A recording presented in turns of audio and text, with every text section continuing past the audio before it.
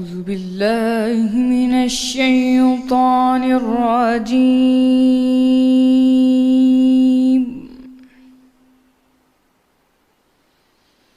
بسم الله الرحمن الرحيم.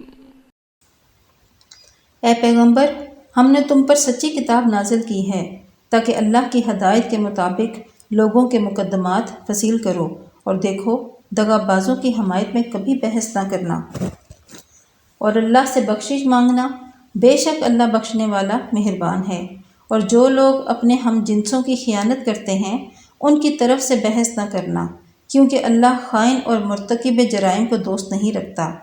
یہ لوگوں سے تو چھپتے ہیں اور اللہ سے نہیں چھپتے، حالانکہ جب وہ راتوں کو ایسی باتوں کے مشورے کیا کرتے ہیں جن کو وہ پسند نہیں کرتا تو ان کے ساتھ ہوا کرتا ہے، اور اللہ ان کے تمام کاموں پر احاطہ کیے ہوئے ہے۔ بھلا تم لوگ دنیا کی زندگی میں تو ان کی طرف سے بحث کر لیتے ہو، قیامت کو ان کی طرف سے اللہ کے ساتھ کون جھگڑے گا اور کون ان کا وکیل بنے گا؟